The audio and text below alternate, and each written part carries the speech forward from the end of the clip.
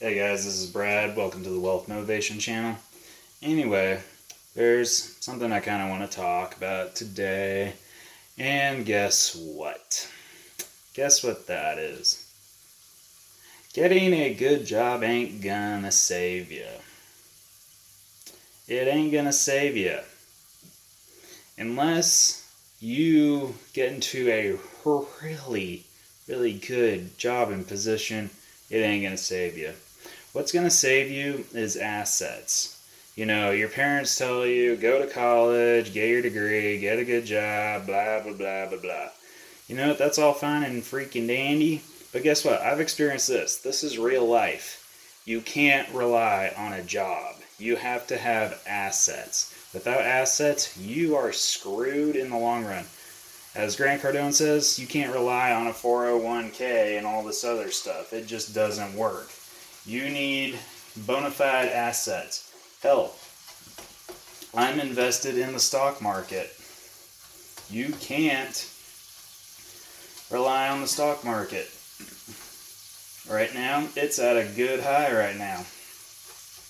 One of my stocks is Starbucks. I'm currently chilling at $75 a share, and I got in at like $50 a share. So I've made some decent money. But guess what? That ain't good. Still, because the stock market can fluctuate, it can drop. The Dow can dump thousands of points in a day. It's so volatile, it's just not even funny. So, my advice to you is get hard assets. Like, the perfect example in my mind is real estate. And not just any real estate.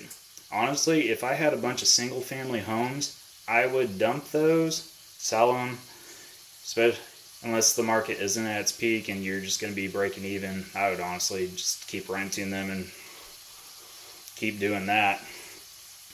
So, that being said,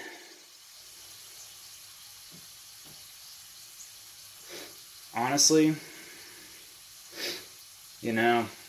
plan for the future. That's mostly what this video is about. Plan for the unknown, because you never know what the future is going to throw at you. You honestly don't know.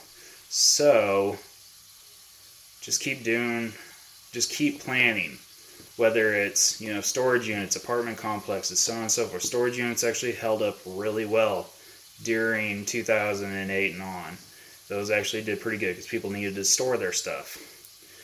So, looking at those types of assets that people are going to need no matter what the economic conditions are.